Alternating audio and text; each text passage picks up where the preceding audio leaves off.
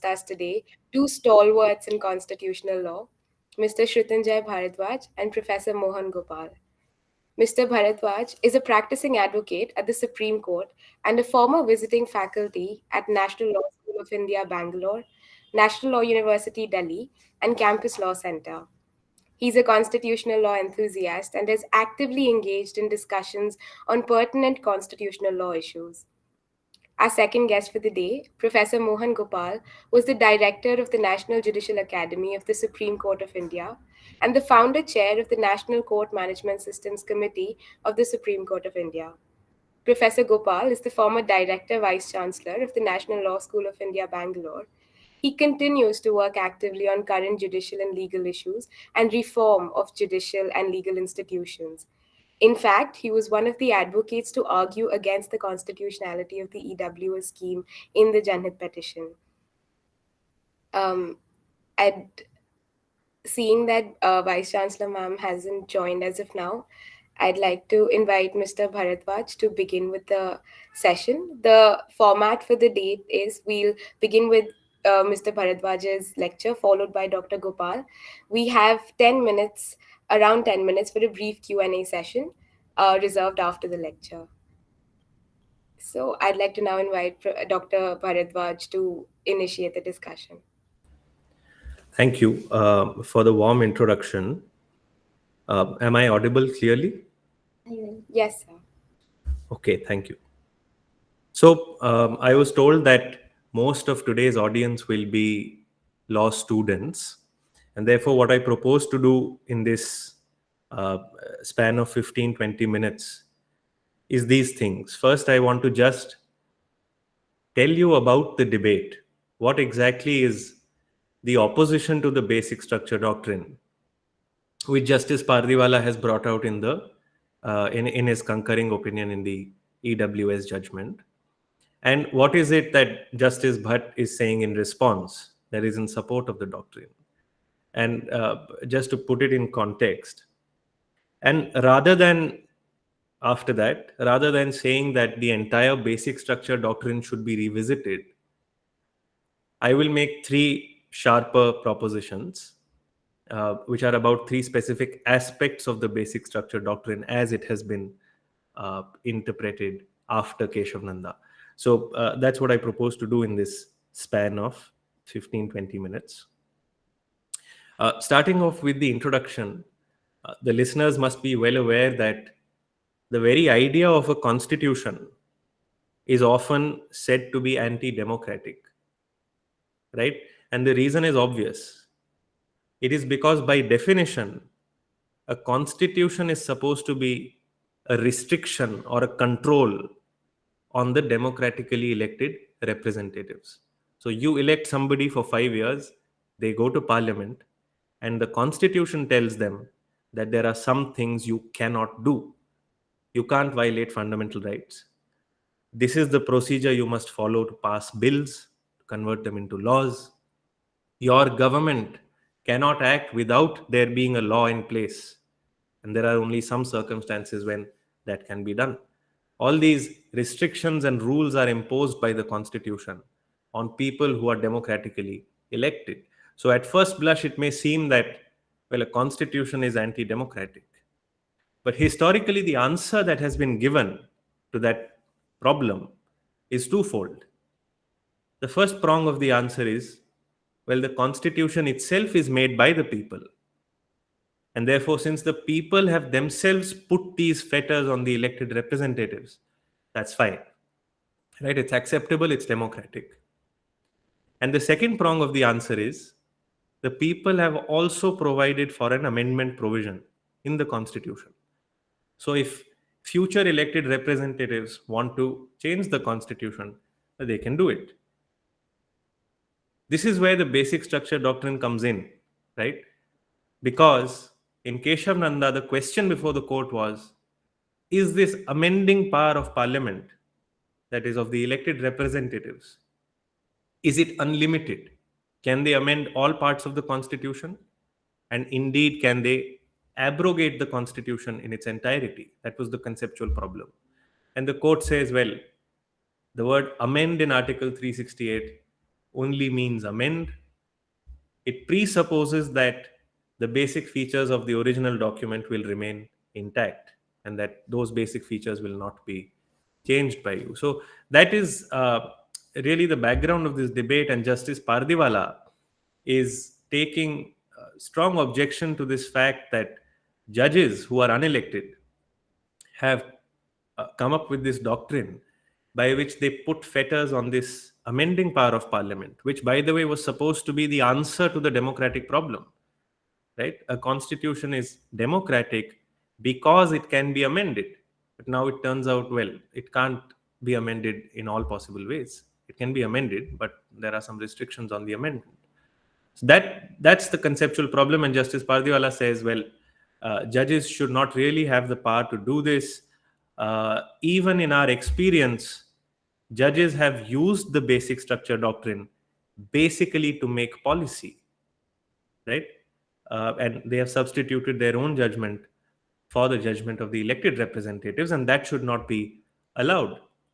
He also says that what is the basic structure? What are the essential features of the Constitution? How can you say that certain features of the Constitution are more important than the other features? In the Kesavananda judgment, there were 11 opinions. In one of the opinions, Justice Dwivedi was writing for himself. He says that I don't understand this repeated emphasis on Part 3 of the Constitution. If you look at Article 368, certain provisions have been placed at a higher pedestal in the sense that amending those provisions has been made tougher, it has been made harder. Part 3 is not among those provisions. So, if at all you want to call some features of the Constitution essential, it is those provisions. What is it about Part 3 that you think is so important? So, this is broadly the flavor of what Justice Pardiwala is also saying. In response, Justice Bhatt is, he words it quite strongly, and he says this is not proper to be said in a judgment like this, because what Justice Pardiwala is saying has the effect of lowering the court's authority. He says the court has never made policy. When we exercised our power to check constitutional amendments, we were not making policy. We were only protecting what is, in fact, the basic feature of the Constitution. Sometimes it was the separation of powers, sometimes it was judicial review, secularism, federalism, etc. And these are not vague principles which are incapable of definition. Of course, there's some vagueness in the term equality. What does equality mean? Sure. What does dignity mean?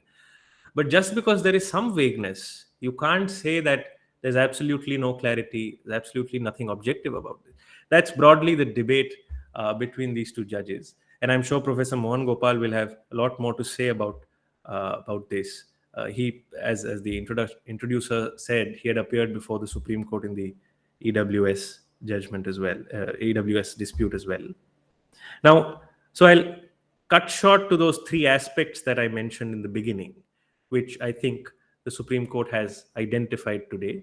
And those three aspects are: first, the court says that the basic structure doctrine does not apply to constitutional amendments that were made before the day on which Kesavananda was decided.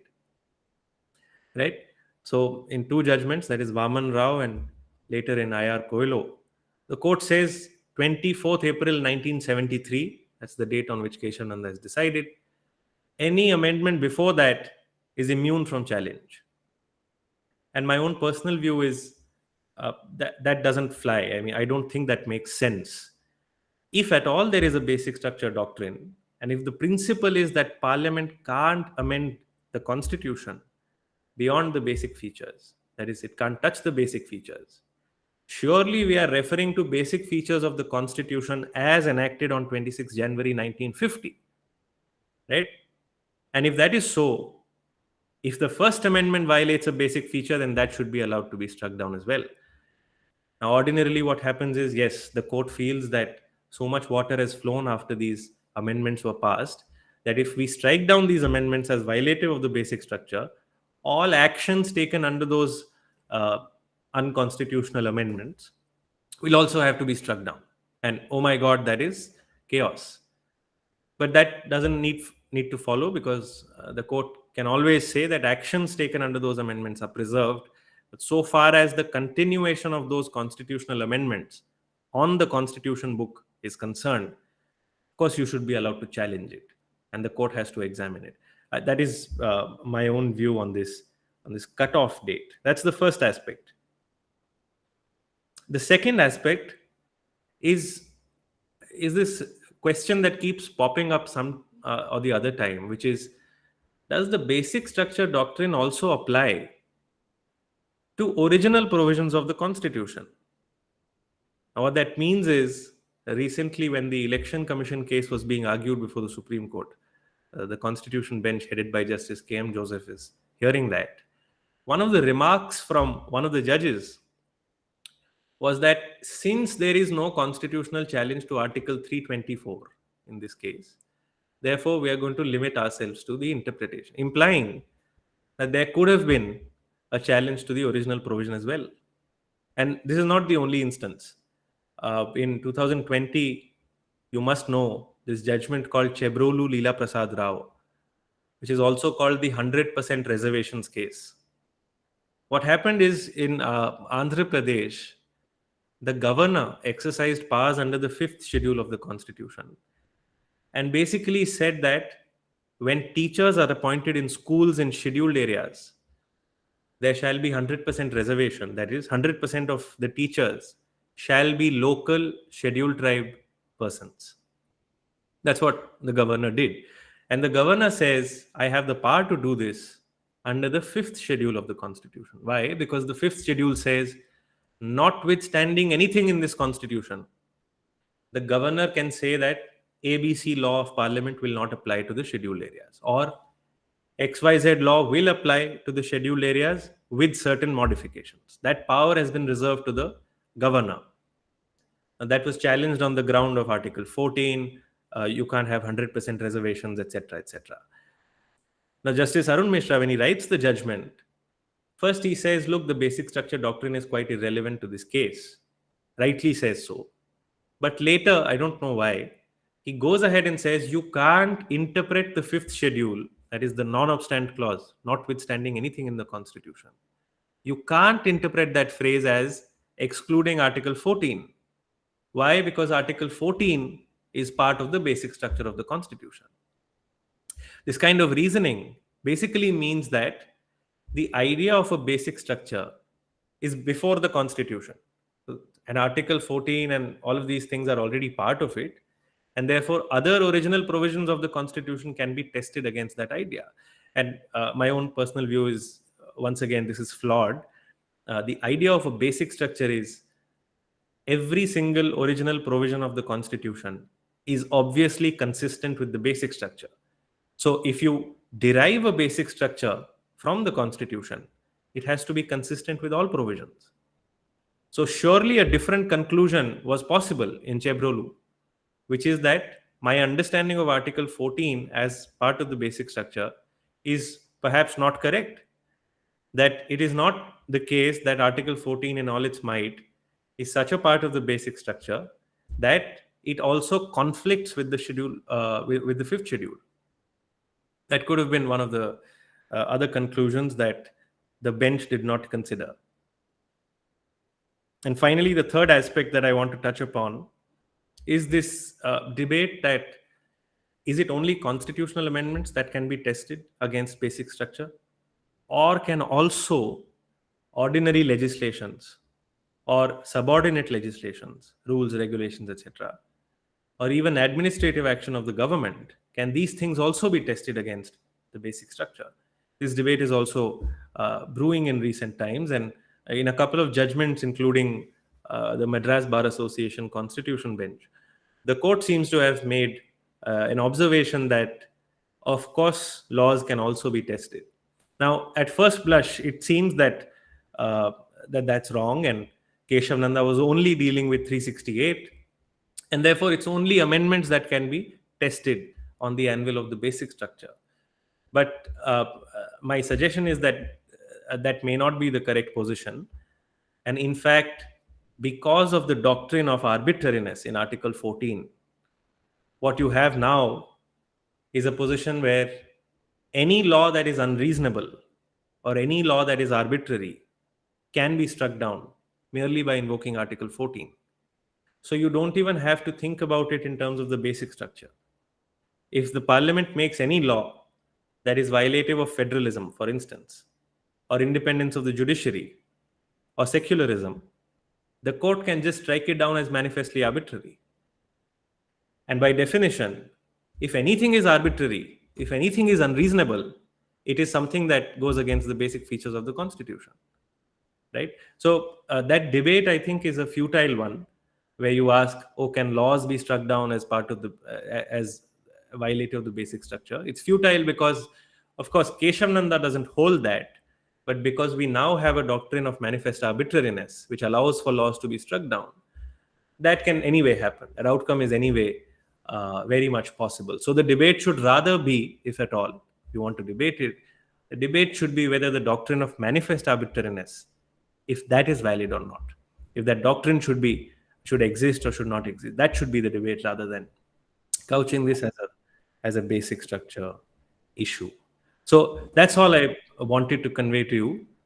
Just to sum up, I just discussed what the debate is in terms of the anti-democratic principle.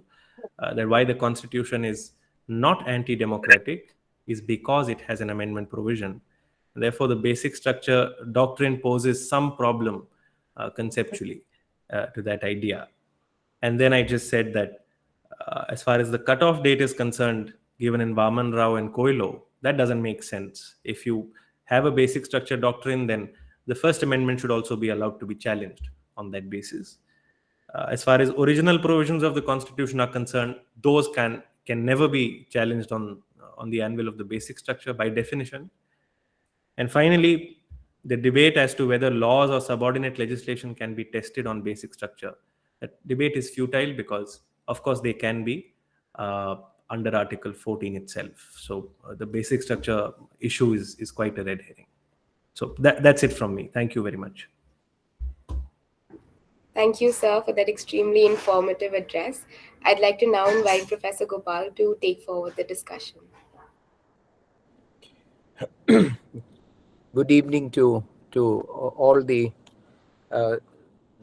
participants in this seminar. Good evening to my fellow panelist, Advocate Shrutanjaya Bharadwaj, who gave a really excellent and very clear exposition, which I really appreciate very much, and I'm privileged to have been able to listen to that. I apologize for requesting the organizers to put me second because I've been driving. There have been a couple of other events today. I'm in Kerala, and I just drove into Kochi, and I just made it like within, with 5 minutes to spare to connect to this meeting. So I didn't want to risk not being here in case I was further delayed. So thank you very much for being accommodating. And my warm regards and respects to the Vice Chancellor, Professor Ved Kumari, who I've had the privilege of working with for several years now, and as an academic that I greatly admire, and her work, especially in the Judicial Academy, is something I admire very much. So with those preliminary remarks, let me try to, what Shrutanjaya Bharadwaj advocate did is to give us a very clear exposition of three aspects, as he very concisely put it, which I won't repeat. What I'd like to do is to place this in a larger context. I'd also like to make two preliminary comments. One is that I would not want to comment on the EWS judgments because I'm in the process of preparing and filing a review petition. So, I should present my views first to the court, and the court should decide, and I should not be seen to be sort of canvassing for any view on the judgment before that. So I will refrain from that. Second is I'd like to encourage all the students to read. I'd like to demystify Kesavananda Bharati and encourage students to read it, because very few people actually read it. I've met several very senior jurists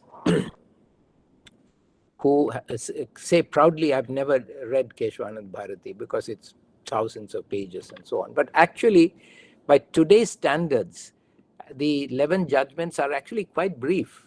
The longest judgment is by Justices Hegde and Mukherjee, which is only 140 pages only compared to today's standards. And the next longest one is Justice Khanna, H.R. Khanna's 73 pages. Justice Sikri writes a very crisp 70 pages. Justice A.N. Ray writes 58 pages. Justice Jagmohan Reddy writes 54 pages. Then we have Justice Matthew, brilliant judgment, 52 pages. Shelat and Grover, 40 pages. Justice Palekar, 42 pages. Justice Y.B. Chandrachud, an excellent judgment, 33 pages, just 33 pages. Justice S.N. Dwivedi, 28 pages, and Justice M.H. Beg, 15 pages, right? So these are very readable judgments, excellent judgments. There are 13 judges and 11 judgments, and I've read out the length of these 11 judgments simply to encourage students to enjoy these 11 judgments and reflect on the questions that Mr. Bharadwaj has put before you, and hopefully some of the thoughts that I would engage with. So that's my the context in which I'd like to set it, with a sort of selfish request, as basically as a fellow student of law, that you should read this extraordinary and very, very important judgment. I'd like to make 3 points on the context. One is, I'd like to very briefly tell you my understanding of the question, what is the Constitution? How do I understand the Constitution? What is a Constitution? So Mr. Bharadwaj had suggested not his view, but a view that a Constitution is anti-democratic or could be anti-democratic. So we'll look at that very briefly. And then I will give you my understanding. The second point is, I'll give you my understanding of what the Constitution is. And thirdly, I will place the basic structure debate in that context, its origin, where it is now, and where it should go, or it may go.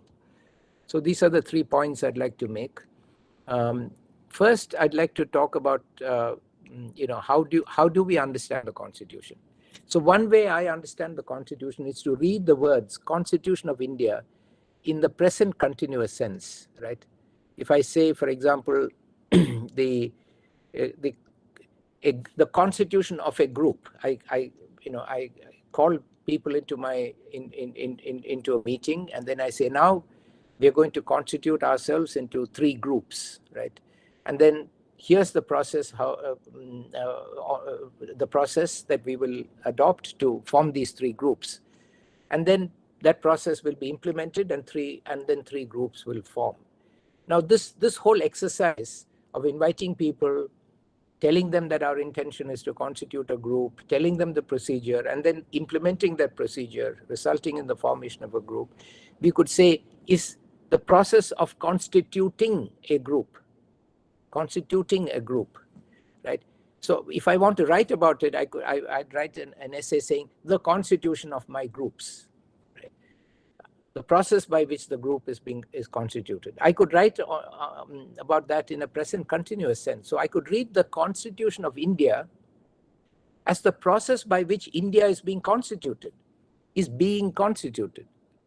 as a process, not as a document, not simply as a set of rules that define and guide that process. So if you say, we the people of India, having solemnly resolved to constitute India. So that's in future, not having constituted India, having resolved to constitute India into a sovereign, socialist, secular, democratic republic. Right? Now, if you read that part, you understand that the Constitution announces a decision of we the people to constitute India. It marks the beginning of the Constitution of India. And so what then follows is the process of constituting India into something. Now that also tells us that India may, something called India, we the people, he didn't say we the people of India, we the people, a group of people want to constitute something called India. We can debate about what that means, but certainly we cannot deny the fact that we the people are intending to constitute this thing, India, whatever it is, into something new, into a sovereign secular sovereign socialist secular democratic republic, right? So that means that doesn't exist. And what the constitution does is to create a new republic, a new India that did not exist, which the people of India are going to constitute. And that is the process which is set out in the constitution. And so India is not 5,000 years old, 3,000 years old. India is exactly 70, actually if you look at the constitution and you say independence is 75 years old, constitution is 72 years old, we could say that actually the idea of India is no more than 75, but more accurately 72 years old. And that's something new that is being constituted by we the people, because there has never been a polity on the subcontinent that has claimed to be constituted by we the people. Never. It's always been constituted by kings, by monarchs. Any polity that's had a substantial presence in this landscape has always been constituted by a monarch. British monarch, Middle Eastern monarchs, our own monarchs who came up from this subcontinent.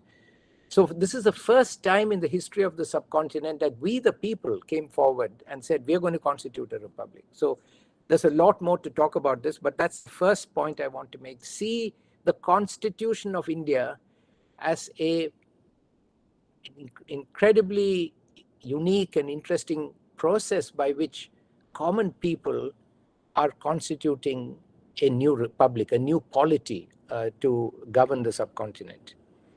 And in that context, I would the second point I'd like to say is that this decision to constitute India by we the people emerged from the freedom struggle. It emerged through the Constituent Assembly.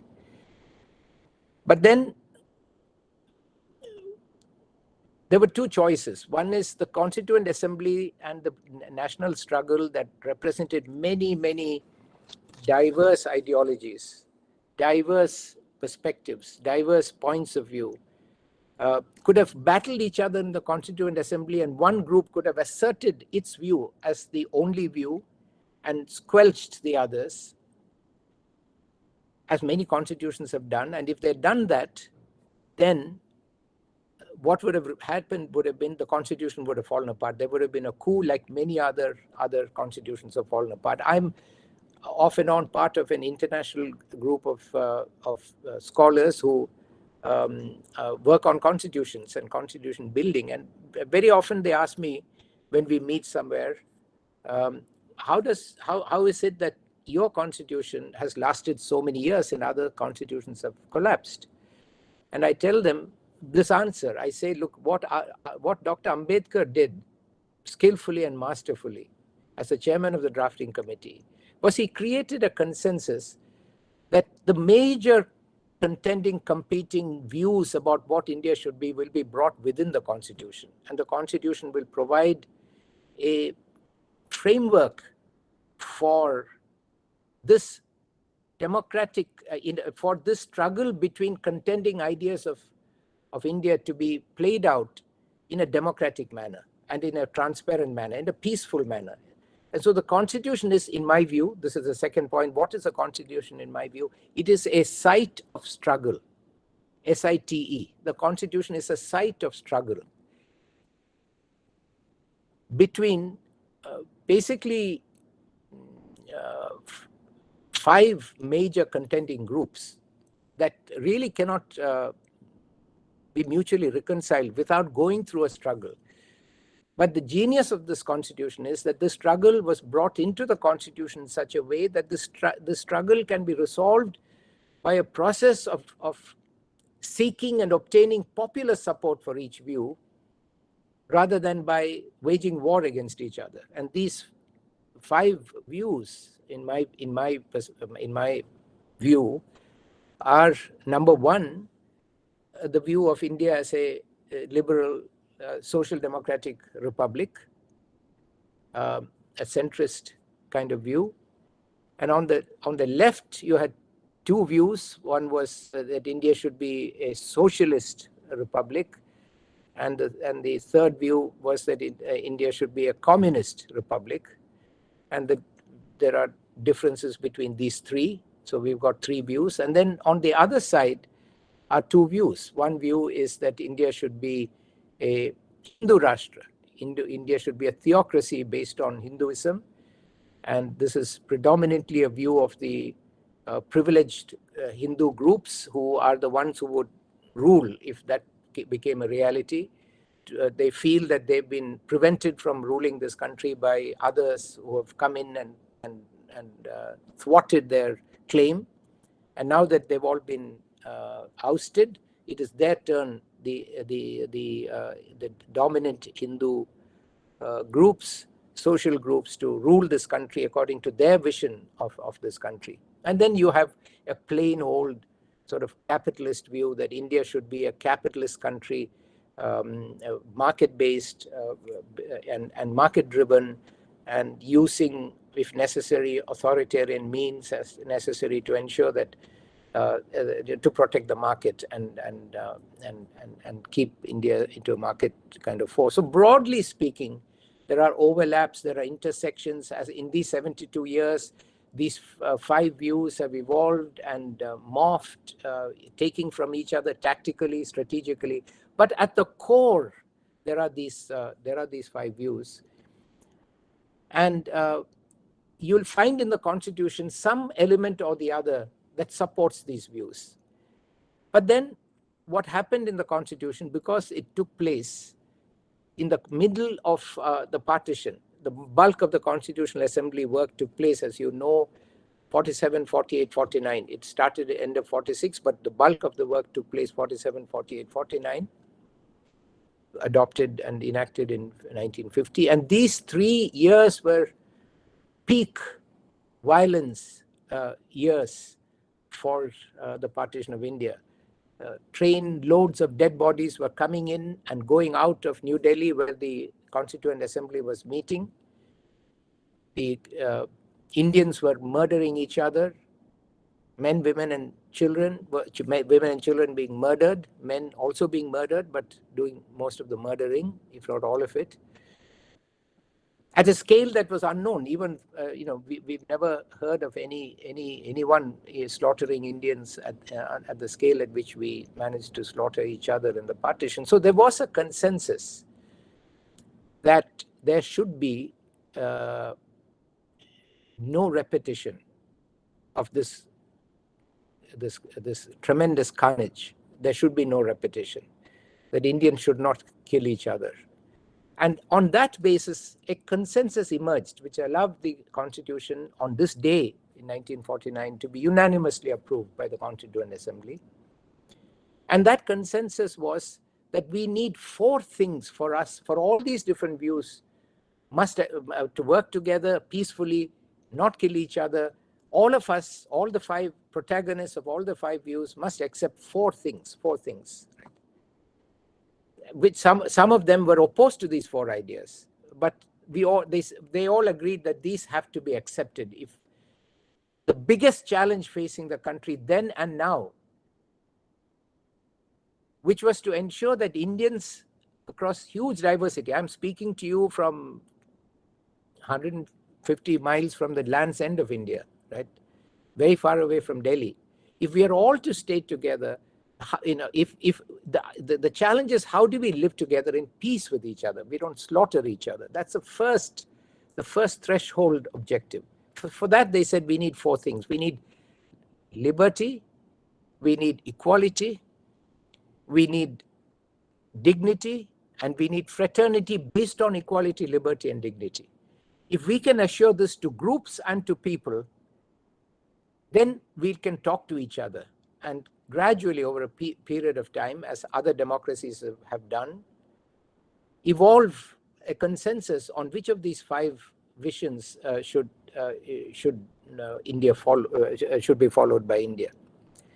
Now, this idea, I think, is conceptually, in my view, the origin of a concept of a basic structure in India much before or separate from the evolution of the ideas of basic structure and related ideas in Germany and in Europe, where it has developed into the eternity clause and so on, which separately in parallel developed during especially during the time of Hitler's rule. And they were parallel processes.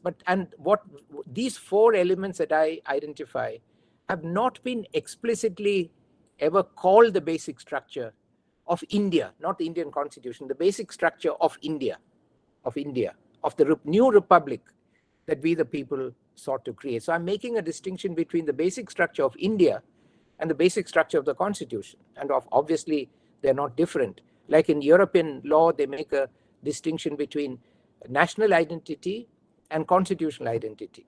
So similarly, if we can say there is and that's another debate into which I don't want to enter within this time, but we can make a distinction between the basic structure of India and the basic structure of the constitution, right? The basic structure of the constitution is intended to uphold the basic structure of India. And then this basic structure is based on a commitment to democracy. Now, Mr. Bharadwaj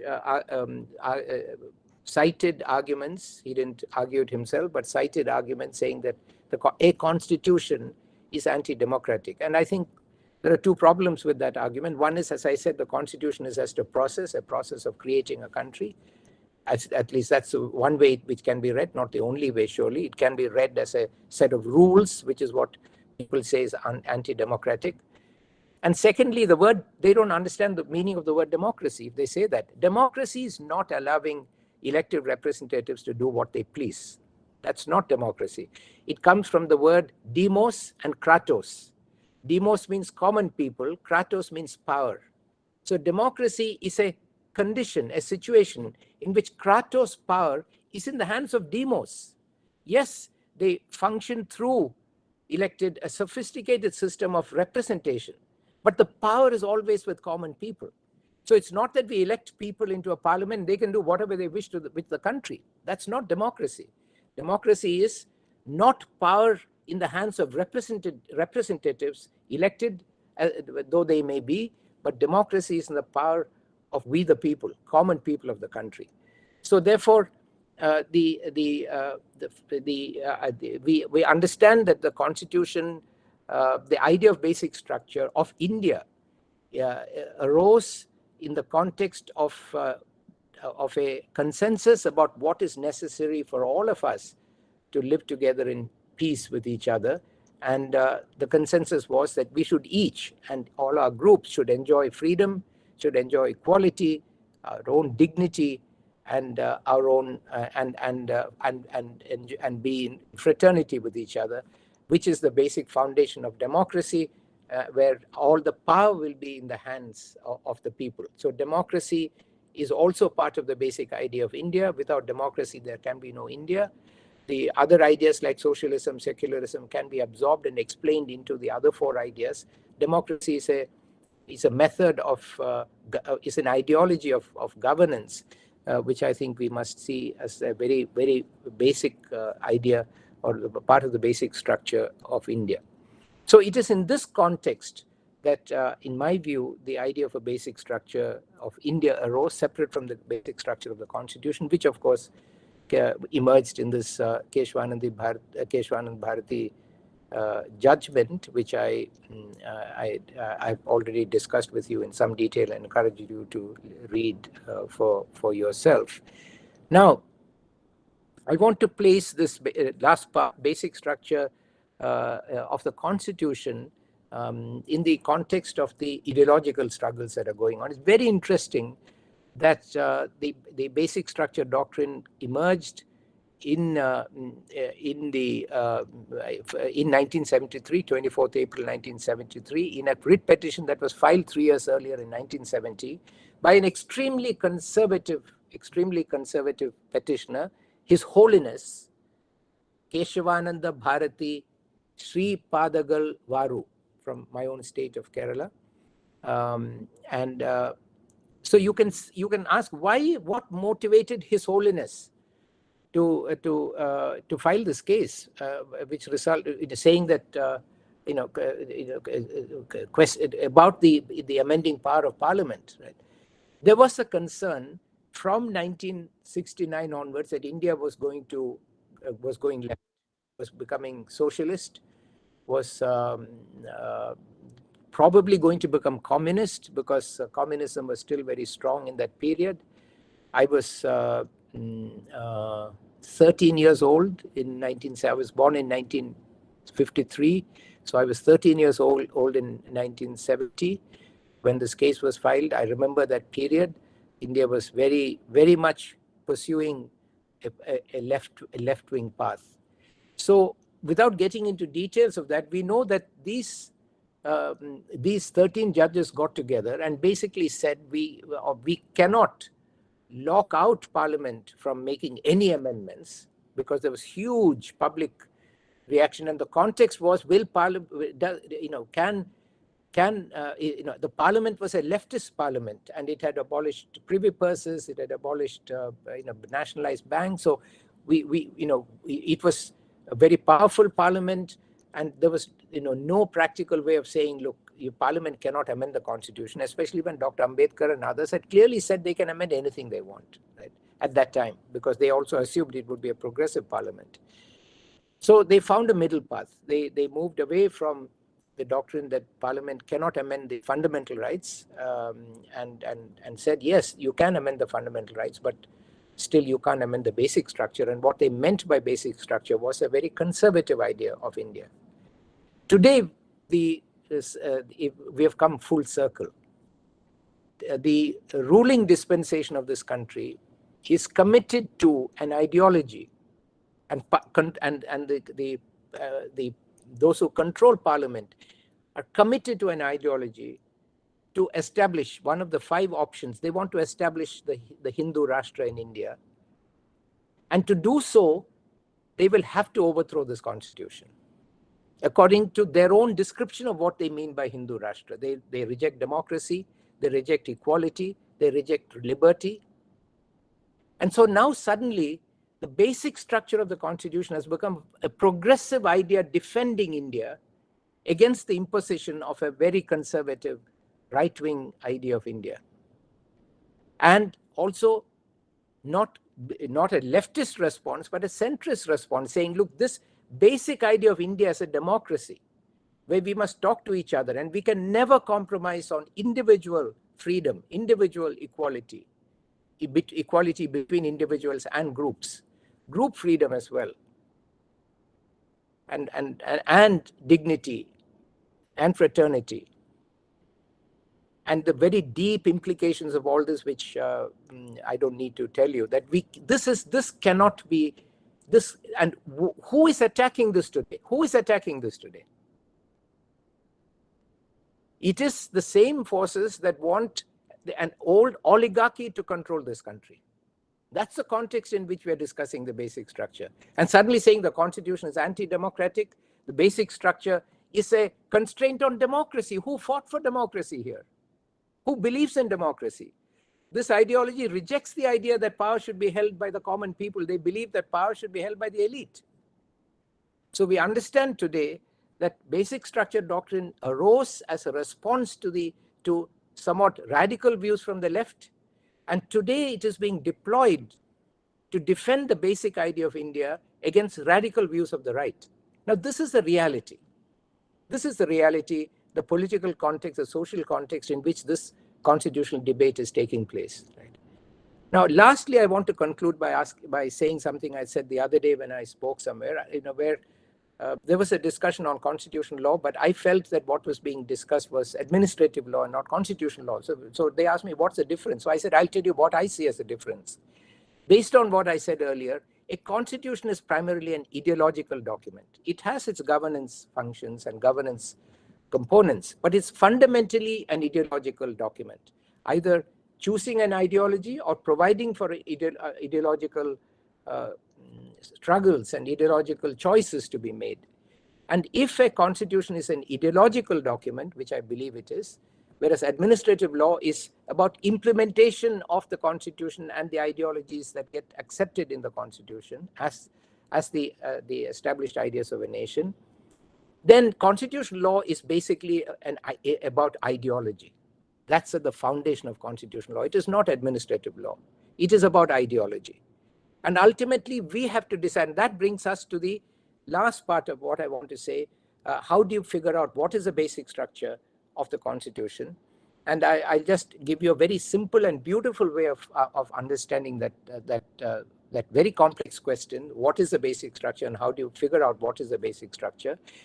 Which was actually written up by Justice Kapadia, former Chief Justice of India, later former Chief Justice of India, in M. Nagaraj. And he has a very simple structure, and I don't have time to get into details, but he has a very simple structure. He says every part of the Constitution has a feature. Now, what is a feature? A feature is a function. It's like my car has some features, right? It has a steering wheel, it has a brake, it has also got a radio. These are all features. These are functions. So he says every provision in the Constitution has a function, and that's what we mean by a feature. But he says some features are essential for the goals and objectives of the Constitution, which give it its identity. Those we call the basic features of the Constitution. It's like saying you need a steering wheel and a brake if it's a car that is intended to be driven, but you don't need a radio. But if you want to use the car as a restaurant, put it on stones and bricks and convert it into a restaurant, then the radio may be more essential than the steering wheel and the wheel, which suddenly becomes not essential. So like a car, the goals and purposes of the Constitution, which gives it its identity, and you can also read about the interesting debate between constitutional identity and national identity in Europe. The idea of the identity of the Constitution came to us from Europe. Basically, the identity of the Constitution is its ideological identity. What are the essential ideological non-negotiables that constitute the polity, and what are the ideological goals that this polity is intended to achieve. That's what gives the Constitution an identity. So you identify the features that are essential for those goals, the functions of the Constitution that are essential for those goals, and that becomes the basic feature. So now the basic feature, what is the basic feature, is sought to be changed or will change when the identity changes. So what we are now trying to do is we are trying to use the basic structure to defend the present identity of the Constitution. The compromise, the compact that was reached in the Constituent Assembly, which is beautifully described by Justice Ravindra Bhatt in Prithviraj Chauhan, where he has a wonderful definition of the Constitution as a compact, C-O-M-P-A-C-T, a compact, an agreement between the people, not between an elite and the people, or between elites, but between the people on how they will treat each other, putting fraternity and dignity along with equality and liberty as absolutely non-negotiable qualities of how we will treat each other as a current, guaranteeing, Justice Bhatt says in that judgment of the Supreme Court in Prithviraj Chauhan, guaranteeing that this is how we will treat each other. So that is the basic compact that constitutes India according to that judgment of the Supreme Court. And that is the basic structure of India. And the basic features of the Constitution are intended, that basic structure of India is what you can call is what gives identity to the Constitution. And that identity to the Constitution requires certain basic features, which are essential to achieve the goals which that Constitution's identity requires it to pursue and achieve. And so today what we're trying to do is to preserve that compact And there is one strong, maybe two strong forces. The capitalist forces and the Hindu Rashtra forces are strongly attacking that compact and saying, look, we are going to use power, we are going to use whatever means we have to get rid of the other competing ideas of India and change the basic structure of India. And then suddenly you'll find that the basic structure is not going to disappear. It's just going to take a different character. And suddenly the basic structure will start looking like we must have a theology. That the beliefs of our religion must decide women's rights and minority rights. And we see inklings of that in Justice Gupta's judgment, very interesting judgment in the hijab case, where he says that Panth Nirapeksh does not mean Dharma Nirapeksh. Panth means religion. So religion cannot come into governance. But he says, very, very important point he makes, he says, Dharma is constitutional law. Not that constitutional law can take Dharma into account, but Dharma is constitutional law. Whose Dharma? Is it Sanatan Dharma, or is it some other Dharma, or is it these basic values that have constituted India on November 26, 1949? So I think the idea of a basic structure is always part of any constitution. The question is, what is its content? What is the ideology that constitutes it, and how does it get used in the journey of a polity, as it evolves its own character, and we move forward. So let me stop here. If I've exceeded my time, please forgive me. I also want to say that I'm very low on battery on my laptop, so I've got a backup connection on my phone, and at some point I'll just switch to my phone if my battery dies. Thank you very much. Thank you, sir. Thank you for those insightful remarks. We would now be opening the floor to the participants. You can put your laptop on charge. No, I unfortunately I'm traveling and I forgot my charger.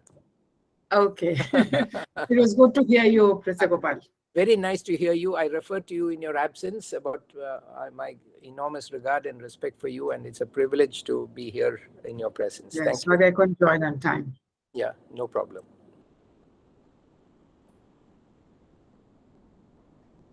We will now be opening the floor for questions from the participants.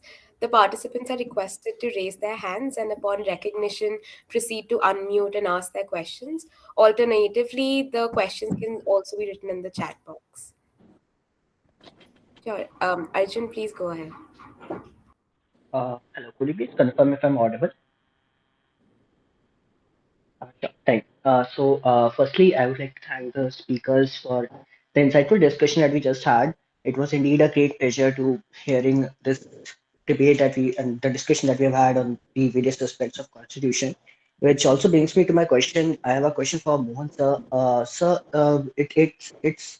The question hinges on the two aspects that we've discussed, that is basic doctrine of the constitution and the role of judiciary that you see today. So when we are in the discussion, you told us that we're right now seeing various attacks by various forces. Could it be the capitalist forces or the let's say the Hindu Rashtra forces, who are right now attacking the basic structure and the doctrine of the constitution.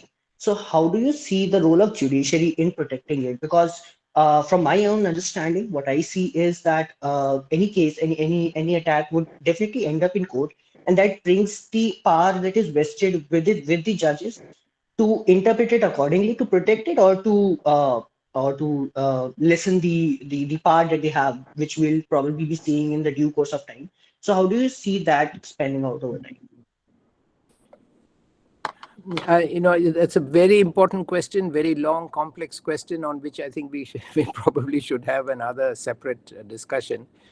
But in summary, I think I think that a lot of scholars have pointed out that the judiciary does not stand in isolation. We know the famous nature of the judicial process by Cardozo, where he says, a very experienced judge who says that, look, judges individually, and the judiciary is only a set of judges, are not at all immune from the tides that affect all people in society. And there's a lot of scholarly work that shows how judiciaries by and large are responsive to strong sort of their sense of where the nation is going, right? It may not be democratic, but where the nation is going and where power resides, they're sensitive to that. They're not going to be pushed around by individual leaders, prime minister, ex-minister, Y minister. No, I don't believe that at all. I don't believe that they can be pushed around by individuals. But are they sensitive? In our country and in all countries, are they sensitive to and aware of certain strong currents which are at flow in society, and will they stand against them? How often have we heard of the cry of society, right, for one thing or another, the words being used by the judiciary, right?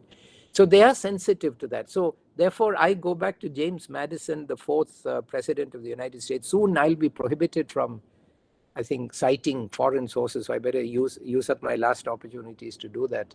I was told recently by someone argued in a particular high court, and the judges said, I don't want to hear any foreign case. Some judge said that. So right now it's okay. So let me refer to James Madison, fourth president of the United States, the Ambedkar of America, considered the father of the American Constitution, who said in very simple and in succinct terms to the following, to the effect: all government rests on public opinion. Right? So governments as a whole are responsive to public opinion in one form or the other. It may be the opinion of a strong elite, but dominant public opinion, or people at large. And so our responsibility really is not to worry about how judges will decide, but make sure that the public opinion is well informed. And now there is no space to affect public opinion in Parliament. There is no serious debate in Parliament. There is no space in the executive. And judges, as I said, are responsive to public opinion. And therefore, the only space we have in the state to put our views before the public and contribute to the shaping of public opinion is by filing cases and arguing, regardless of whether we win or lose. It doesn't matter. I went in thinking we'll get a 5-0 drubbing, and I was very pleasantly surprised, full of respect for the fact that the two most respected judges, I don't say most as against the others, but most, amongst the judiciary at large, or the legal fraternity at large, along with many others. The other three are also respected judges. But two judges who engaged with us deeply during the conversation, during the argument, dissent and hold that that EWS is violative of the basic structure and it is unconstitutional, right? But more than that, quite apart from live streaming, the fact that we filed a case and we argued, and and there was reporting of that argument, has had a massive impact on public opinion, much more than I'd have ever imagined. So I would tell the young lawyers here that you should be good academics, come up with solid arguments through your study, and then make sure that your wonderful arguments are form the basis of cases that are filed in the court, and that those arguments are presented before the court as to constitute a record for history, that this is what the judges were told, regardless of who they are and how they decide. That is something really that it's a bit of a black box. So I think our responsibility in the legal profession now, one way or the other, you can ask for a rebooting of the basic structure. This is what's going on from centrist to extreme right wing. There was a time when there was an attempt to reboot the basic structure even before it was created, or around the time it was created. In fact, it was a response to that attempt to frame it not the basic structure did not exist, but to make sure that there was a tilt towards the left that was rebuffed by the centrist basic structure. So whichever it is, I think we've got to canvass the public, put our views before them, make good arguments before them, and persuade them. And no government can resist a strong public opinion.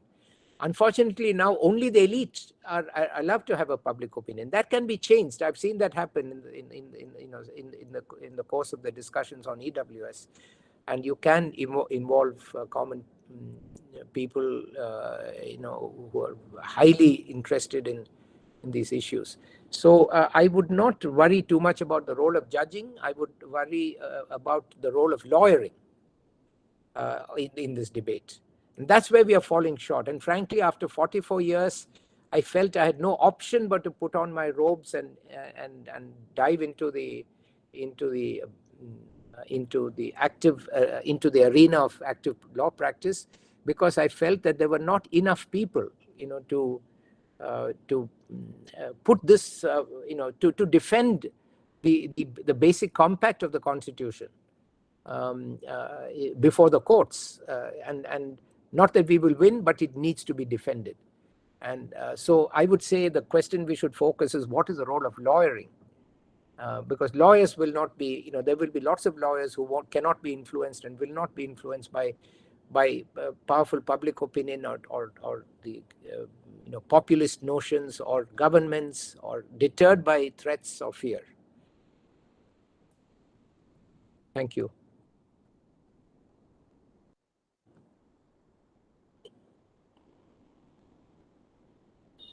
Yes, Divyam. Go ahead. Thank you. Am I audible? I'm not sure if I'm audible. Yes, you are. So I have two questions, one for Mr. Gopal and one for Mr. Bharadwaj. I'll ask the question to Mr. Gopal first.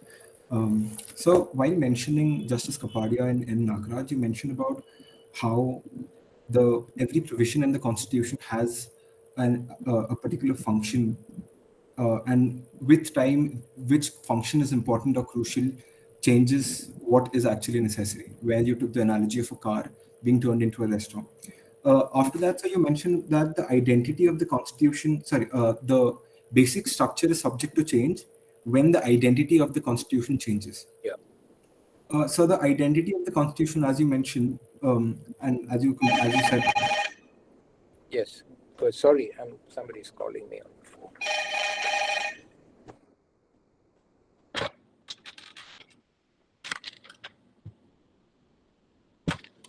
Yeah, go ahead, please. Sorry about that. So the identity of the Constitution as a compact, as an agreement between the people of India that comes from the Constitution Assembly. So you also mentioned that these assembly debates happened in 1947, 48, and 49, when violence was at its peak. So when can we ever change the identity of the Constitution in a way where the basic structure can be amended? Because similar circumstances, or let's say the Constitution was created in these extraordinary circumstances in the first place. So when you say that the basic structure would change when the identity of the Constitution changes, the Constitution got its identity during times that will probably never come again. So is there a possibility of the identity changing? And secondly, can the identity ever change as we move towards the future? Why don't you also ask your second question, and then how would you like to do it? Would you like me to answer now, the moderator, or would you like both questions to be asked and then we answer separately? So whatever suits you best. We're comfortable either way. What would Mr. Bharadwaj like? I think it will be better, sir, if you answer the question first and then maybe the second question will come. Thank you. Thank you very much. I actually forgot to mention one thing when I discussed Justice Kapadia's methodology for identifying the basic structure, especially in the context of reviewing the validity of a part of the Constitution. And that is that he said something very, very important. He said that a function or a feature of the Constitution which is attached to every provision cannot become a basic feature unless that function is approved in constitutional law, becomes a part of constitutional law. So someone can't walk in and just say, this is a provision, this is a function, I say this is a basic feature of the Constitution. That function has to, first of all, rise to the level of being important enough to be recognized in constitutional law. And then from amongst the features that are accepted and recognized in constitutional law, you can say this is essential to the identity of the Constitution, to achieve the goals of the Constitution, and which arise from its basic identity. So just to add that, I omitted that. It's a beautiful, wonderful sort of way of thinking about the basic structure. Now, you asked about, what is the basic structure, the basic structure of India, not of the Constitution, obsolete because it arose in the context of a partition. Remember, I come from a part of the country that was never partitioned. So it was not a unique situation for us. It was simply one part of India that was partitioned.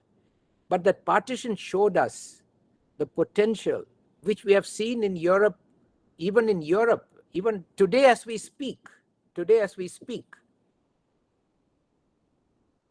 bombing each other. So it is a basic structure which is essential for any diverse group of people to live together. You cannot homogenize them. This is a pipe dream. You cannot say, look, everyone fall in line, be like me, think like me, have my values. And everyone says, yes, sir, and I will change my beliefs and values. People have their own brains. I remember Justice J.S. Verma once telling me that when his elders used to criticize him for having too many views of his own as a young man, he once told them, he said, look, if God wanted that I should not have views of my own, he would have put a brain only in your head. Why has he put a brain in my head? So I've got a separate brain in my head. It works, and I'm expressing that.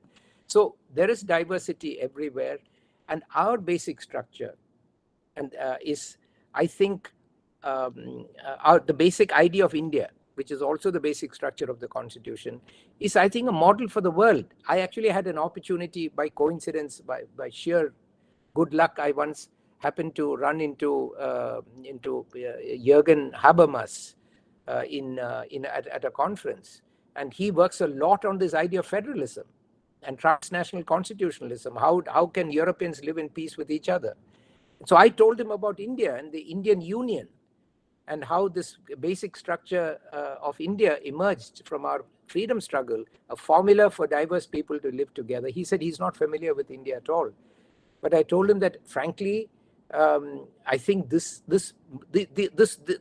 4-point formula for people to live together in peace, plus democracy, 5-point formula, is, I think, of universal application for any diverse group of people to live together. It is not obsolete. It will never be obsolete. And it will prevent us from having the kind of conflict that is going on in Europe even now, or happened with Serbia, and so much conflict goes on from time to time, because they have not accepted to the fullest extent these 4 ideas. They still believe in elitism and blah, blah, blah. I'm not getting into that. I don't want to critique that. But our Constitution has unabashedly accepted these 4 ideas. And in the preamble, not in all parts of the Constitution, but in the preamble, in part 3 of the Constitution, and including the extraordinary idea that all classes of people, it's nothing to do with reservations, all classes of people are entitled, have a fundamental right to adequate representation. When it was first introduced by Ambedkar in 1930, it was called due and adequate representation in the first roundtable conference. It became adequate representation. And in the first formulation he had, which is submitted as a safeguard to the first roundtable conference, the word reservation, the word backward, does not figure at all. He simply says, all communities shall have the right to due and adequate representation. That's what 16.4 says. To my knowledge, to my limited knowledge, there is no other constitution in the world which creates a fundamental right or a constitutional right to every group, to every community, to due and adequate representation. And that is a practical expression of our commitment to the ideas of equality, liberty, dignity, and fraternity. So I don't think that this, this was the partition was a reminder of the huge dangers that lie ahead of us, and enabled us to quickly come to a consensus on that. But this consensus is of enduring value. And if we do not honor this, we will fall apart. I can tell you that, I belong to a part of Kerala which was not directly ruled by the British. It was ruled only for many centuries only by local oligarchs. Right? But when India became free, we celebrated. Although it was the first time in known memory that non-Travancoreans would rule our part of the country in history, ever. But we celebrated. Why did we celebrate? Because we celebrated these 4 values. And these 4 values would help us to fight our oligarchs. If these 4 values are gone, there's no value for us in being part of the Indian Republic, frankly. Thank you. 4 + 1, 5, democracy. Sorry. Thank you, sir. So you answered the question quite extensively, and I'm grateful for the same. However, sir, a part of the question was whether you believe that the perhaps. Yeah, sorry. Go ahead. But I think I should not stand in the way of Mr. Bharadwaj getting and answering his question. But please go ahead. I won't give a long answer to that. So, sir, a part of the question is whether you personally believe that the basic structure can ever change. So, basic structure? Sorry, I can hear you. Yes. Sir, a part of the question was if you personally believe that the basic structure can ever change, since it's reliant on the identity of India changing. So, do you personally believe that the basic structure can ever go through a change? See, we've been very lucky that from 73 till now, the center ground, which is what the basic structure recommends, has not been seriously challenged. But now it's under challenge. So, but I understand that there is a realistic link between what the courts will consider the basic structure of the Constitution and the basic idea of India. So, if the basic idea of India changes, then this republic will not survive. So, but whatever replaces it will also have a basic structure of that country. Whether the judiciary of that country will then extract from that a basic structure of the Constitution, or whether this constitution will remain or will be replaced by a new constitution, there's a clamor from the right wing for a brand new constitution based on Manava Dharma Shastra. That should become our constitution. And but that will also have a basic structure. So the concept of basic structure will be there, but whether the judiciary of a Manava Dharma Shastra republic will actually say there is a basic structure and limit the power.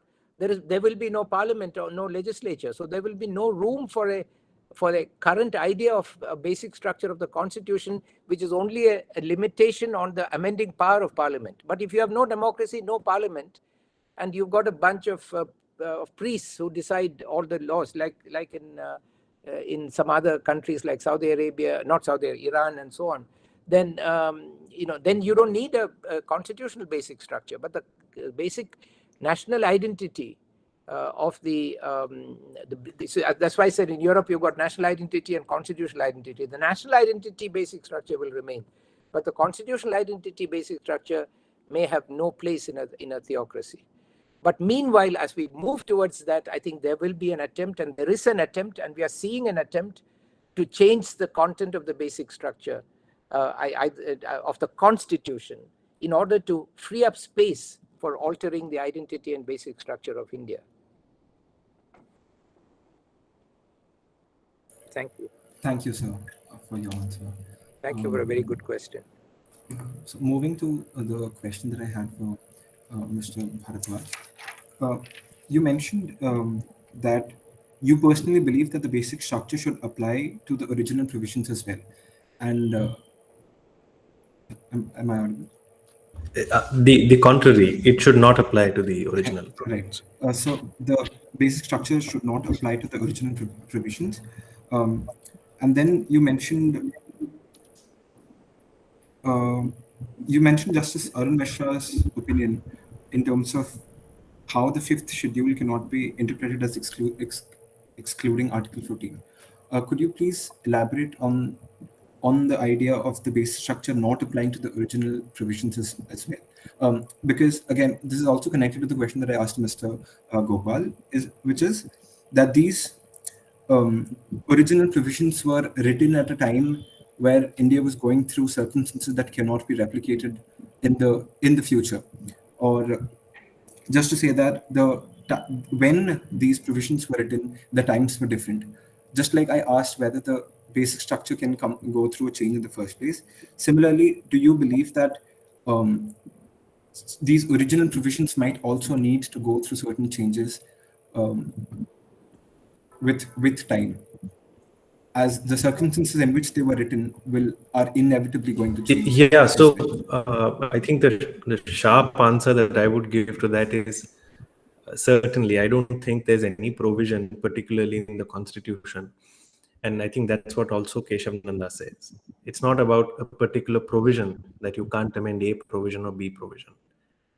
If the circumstances which warranted the enactment of that provision, if they undergo substantial change, that is a reason for Parliament to amend that provision. I suppose that is the very premise of an amending power. Now, the question is, will the judiciary's understanding of the basic structure change? And my own personal view is in alignment with what Professor Gopal said, that till this constitution stands, there's no question of saying that the basic structure has changed. Of course, the judiciary can, in subsequent cases, keep changing its own understanding of the basic structure, depending on what one judge thinks or another judge thinks. But conceptually, the idea is at the founding, quote unquote, founding, that is in 1950, when the Constitution was enacted, there was a certain set of features of the Constitution which Professor Gopal identified as the formula. And so long as this Constitution stands, that will remain the basic structure. So you can change provisions. A provision, B provision can be amended, but those basic features can't be abrogated. And just to give an illustration, in one of the leading cases on equality, Supreme Court says every violation of equality is not a violation of the basic structure, right? Even though we say yes, equality is part of the basic structure, the answer is it is only the most shocking violations of equality that will amount to a violation of the basic structure. So that seems to be the understanding. Does that sort of answer the question? Yes. Thank you to both the speakers for answering my question so extensively. Thank you. We've exceeded the time, so we won't be able to entertain any more questions. Thank you so much, Shrutanjaya. Thank you so much, Professor Gopal. I would like to now hand over the mic to Rishika ma'am to deliver the vote of thanks. Thank you, Ray. Uh, I think it has been a very interesting discussion, and congratulations to everybody who selected the theme. But as has been promised by Professor Gopal, we are going to continue this discussion in future also. And you have promised me one physical lecture at NLUO, and I'm expecting the same from Mr. Bharadwaj also, that possibly next semester we'll have you here physically. But in any case, thank you so much, Professor Gopal and Mr. Bharadwaj, for attending the session today.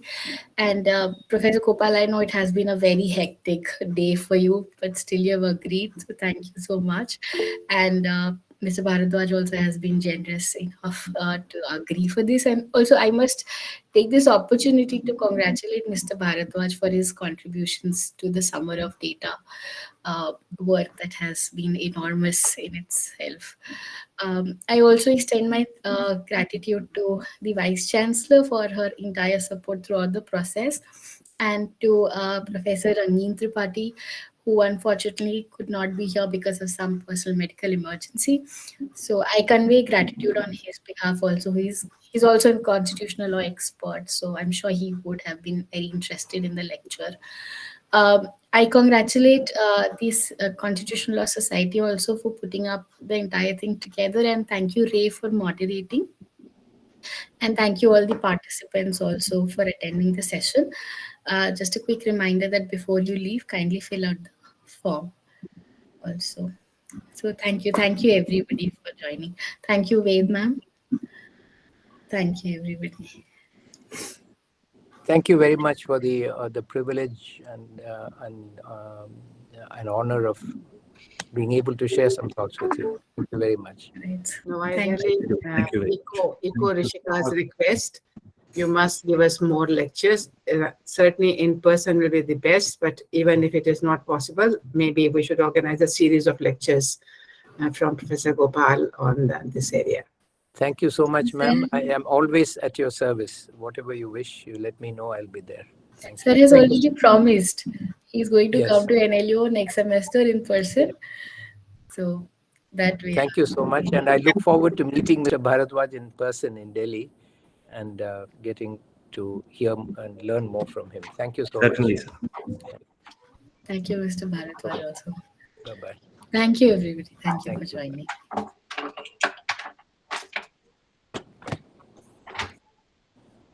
Thank you, Mr. Gopal. Thank you, Mr. Bharadwaj. Have a good day. Bye-bye. Thank you so much.